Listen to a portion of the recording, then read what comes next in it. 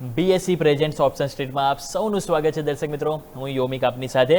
ભારતીય માર્કેટ આજે એક્સપાયરીના દિવસે સ્ટોક સ્પેસિફિક તમે જુઓ તો એક્શન જબરદસ્ત જોવા મળી રહી છે. પરંતુ હવે આ બધા વચ્ચે આપણે વાત કરી લઈએ કે જે રીતે ઉપલા સ્તરથી દબાણ આવ્યું તો સેન્સેક્સમાં તમે જુઓ તો આજે 76,455 લો બન્યા.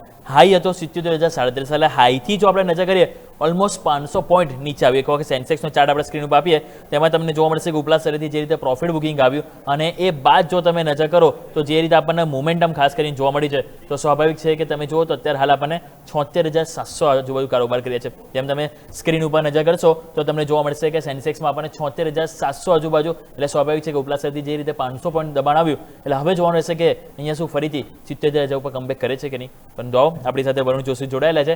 વરુણ સર, જણાવો કે હવે આપણે સેન્સેક્સમાં તમારો શું વ્યૂ છે? જે રીતે અહીંયા પણ દબાણ આવ્યું ઉપલા સ્તરેથી, અહીંયા શું કમબેકની હોપ તમે રાખી રહ્યા છો સર? યમિક આપ જોશો તો અહીંયા પણ આપ જોશો સેન્સેક્સની અંદર પણ 77,500 થી લઈને 76,000 સુધીના સપોર્ટ આપણે જોઈશું તો એક રેન્જમાં છે.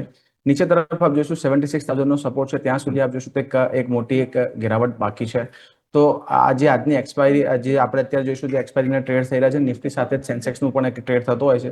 76,350 ની અરાઉન્ડ એક સપોર્ટ હોઈ શકે છે. એના નીચે જો તૂટે છે તો આપ જોઈશું 76,000 ની આસપાસ છે. અને જે ગેપ અપ ઓપન થયું હતું આપણે જોઈશું તો ગેપ અપ ઝોન હતો કરીબન 12 જૂનની આસપાસનો. એ ગેપ અપ ઝોન અહીંયા જસ્ટ ફિલ કરવા આવી શકે છે અને પછી જે લેવલ છે 75,000 ની અરાઉન્ડના આવી શકે છે.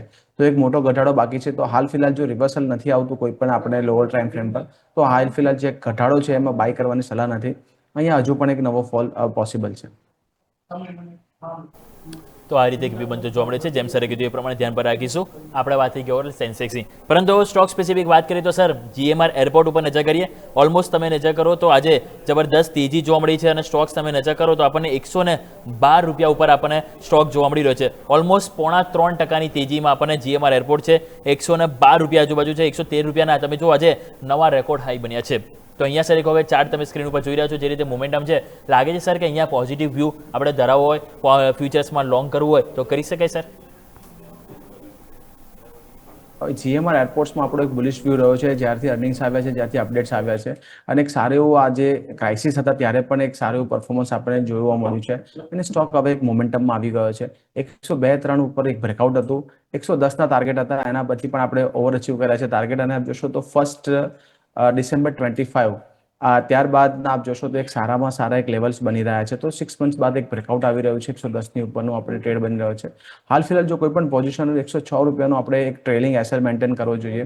અને ઉપરના ક્ષેત્રમાં હજુ પણ 10 to 15% એટલે 125-130 સુધીના ઝોન બની શકે છે. બાય ઓન ડીપ કરી શકાય છે. અને થોડો જો લોંગર ટર્મ વ્યૂ હોય, એક ગેપ અપ ઓપન થયો તો આપણે જોઈશું 12 જૂનના આસપાસ 105 રૂપિયાની આસપાસ. 105ના સ્ટોપ લોસથી આપ બિલકુલ અહીંયા બની રહી શકો છો. 120 અને 125 આ બે ટાર્ગેટ આવી શકે છે.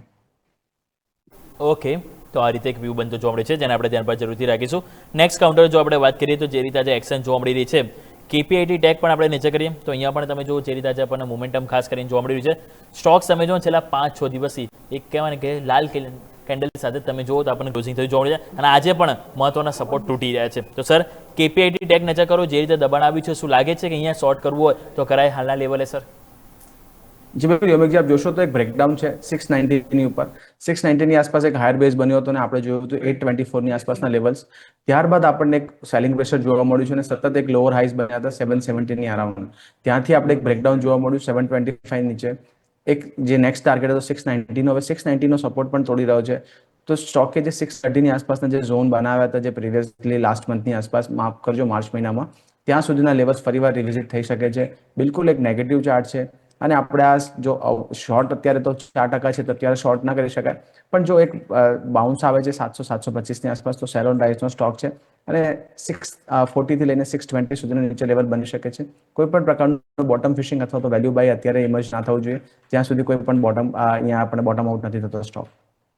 ઓકે, તો આ રીતે એક જરૂરથી આપણે ધ્યાન પર રાખીશું કાઉન્ટર. નેક્સ્ટ કાઉન્ટર જો વાત કરીએ તો મારે વાત કરવી છે ડિફેન્સમાંથી બીડીએલ. અહીંયા તમે જુઓ છેલ્લા 3-4 દિવસથી ઘટાડા બાદ આજે હવે એક રિવર્સલ આપણને જોવા મળી છે. ઓલમોસ્ટ 3.5% તેજી છે. તો અહીંયા તમારી પાસે લઈને આવી છે બીડીએલ. 3-4 દિવસથી ડિફેન્સ સ્ટોક્સ તમે જુઓ તો પ્રોફિટ બુકિંગમાં હતા, પરંતુ આજે સરસ કમબેક કર્યું છે. તો આજની તેજીમાં બીડીએલ તમને કેવો લાગી રહ્યો છે? અહીંયા લોંગ કરવું કરાય સર ફ્યુચર્સમાં?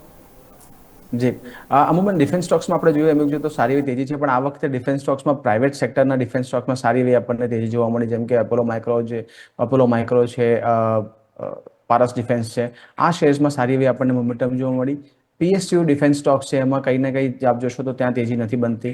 આ સ્ટોક એક સેન્ડવિચ અત્યારે થઈ રહ્યો છે, 200 વીકલી એસએમએ અને 200 ડેલી એસએમએ એની વચ્ચે એક ટ્રેડ કરી રહ્યો છે, અને કરીબન આપ જોશો તો 1100-1050ના આસપાસથી ઉપર તરફ 1380-1400 આ ઝોનની અંદર અત્યારે કન્સોલિડેટ થઈ રહ્યો છે.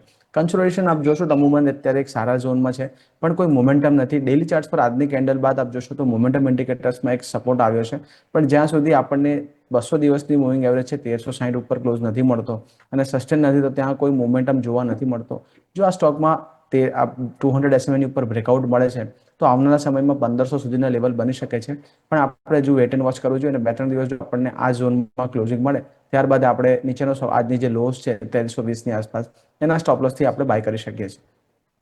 ઓકે, તો આ કાઉન્ટર જરૂરથી ધ્યાન પર રાખીશું. એક લાસ્ટ સ્ટોક છે ડોક્ટર રેડ્ડી વાત કરી લઈએ. અહીંયા તમે જો ગઈકાલે તો જબરદસ્ત તેજી જોવા મળી હતી, 1400 રૂપિયા ઉપર નવા રેકોર્ડ હાઈ પણ બનાવ્યા હતા, પરંતુ ગઈકાલે થોડું પ્રોફિટ બુકિંગ આવી ગયું હતું અને આજે ફર્ધર બીજો દિવસ છે કે દબાણમાં જોવા મળી રહ્યો છે. અહીંયા સર તમે કઈ રીતે જોઈ રહ્યા શું ગઈકાલનો હાઈ હતો એ ટોપ બની ગયા, અહીંયાથી શું નીચે વીકનેસ આવી શકે, કઈ રીતે આપણે કાઉન્ટરને નજર કરીશું સર? જી સરપ્રાઇઝિંગલી યોમિકજી આપ જોશો ગઈકાલે ડોક્ટર રેડ્ડીઝમાં નેગેટિવ ન્યૂઝ હતા. હૈદરાબાદ પ્લાન્ટમાં ઇન્સ્પેક્શન થયું ને ત્યાં જે એફડીએ છે એમને અમુક ખામીઓ બતાવી હતી, પણ સ્ટોક એક સારું એવું આઉટ પરફોર્મન્સ બતાવ્યું હતું, કારણ કે નિફ્ટી ફાર્મા અને નિફ્ટી હેલ્થકેર આપ જોશો બંને જે ઇન્ડાઇસીસમાં એક સારી એવી તેજી બની રહી છે, જેના કારણે સ્ટોક્સને બેનિફિટ થઈ રહ્યો છે. બિલકુલ એક બ્રેકઆઉટ છે 1350ની ઉપર, એ બ્રેકઆઉટ ટેસ્ટ કરવા રહ્યો છે. જ્યાં સુધી 1330-1350ના ઝોન સાચવી રાખે છે આ સ્ટોકમાં એક બ્રેકઆઉટ યથાવત રહેશે. આ ઘટાડાને એક બાઇંગ ઓપોર્ચ્યુનિટી લઈ શકાય છે, અને આવનારા સમયમાં આ જે બ્રેકઆઉટ સસ્ટેન થાય છે તો કરીબન 1550-1600 સુધીના ટાર્ગેટ પણ બની શકે છે, કારણ કે સ્ટોકની અંદર આપ જોશો તો ઓલમોસ્ટ 2 યરની આસપાસનું કરેક્શન ઓગસ્ટ 1 24ની આસપાસના જે હાઈ બન્યા હતા ત્યારબાદ 2 યર સુધીનું કન્સિડરેશન પૂરું થયું છે અને ટાઈમ વાઇઝ અને પ્રાઇસ વાઇઝ કરેક્શન પૂરા થયા છે. હવે સ્ટોકમાં અહીંયા એક નવી ચાલ બની શકે એમ દેખાઈ રહ્યું છે, પણ હાલ ફિલહાલ જો લોઅર લેવલ્સ પર કોઈ રિવર્સલ આવે તો 1330ના સ્ટોપ લોસથી આ સ્ટોકમાં આપણે બન્યા રહેવું જોઈએ. ઓકે, તો આ રીતે આપણે એક વ્યૂ બનતો જોવા મળી રહ્યો છે. હજુ પણ સર મને એમ થાય કે આપણે મેટલ સ્ટોક પણ વાત કરી લઈએ છીએ, અને એમાંથી નેશનલ એલ્યુમિનિયમ તમે જુઓ તો ગઈકાલે ખૂબ જાગી, ન્યૂનતમ સ્તરથી સપોર્ટ લીધા, પરંતુ આજે ફરી ઘટાડો, એટલે કે તદ્દન તમે જુઓ તો આપણને સેલ ઓન રાઇસ જ જોવા મળી રહ્યું છે.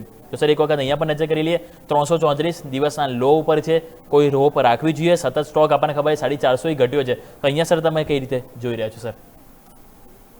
જી યોમિક, જો આપણા દર્શકો આપણને અથવા તો ટેકનિકલ ફોલો કરતા હોય તો અહીંયા સારા એવા આપણને ઝોન બન્યા હતા અને ત્યાં ઇન્ડિકેશન પણ બની ગયું હતું કે અહીંયા એક ડબલ ટોપની ફોર્મેશન છે.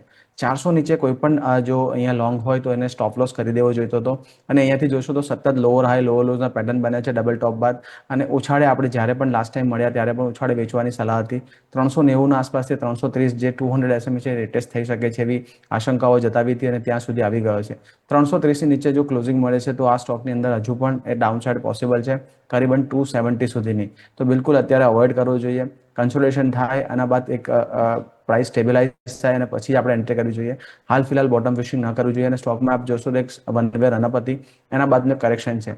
સાથે સાથે ગઈકાલે ઇન્ક્રેડ કરીને એક બ્રોકરેજ છે એના રિપોર્ટ્સ હું સ્ટડી કરી રહ્યો હતો, એસ્પેશિયલી એલ્યુમિનિયમ સ્ટોક્સની અંદર એમને ચિંતા જતાવી છે અને આવનારા સમય હજુ પણ કઠિન હોઈ શકે છે એવું દર્શાવ્યું હતું. તો આ સ્ટોક્સની અંદર હજુ પણ નવી ગિરાવટ હજુ પોસિબલ છે. ઓકે, તો હજુ પણ આપણને એક ઘટાડો જોવા મળી શકે છે, જરૂરથી આપણને એક વીકનેસ જોવા મળે તો અહીંયા એ જ રીતે આપણે નજર કરીશું. તો દર્શક મિત્રો, આપણે વાત કરી આપણી ખાસ રજૂઆત BSE પ્રેઝેન્ટ્સ ઓપ્શન સ્ટ્રીટ પર.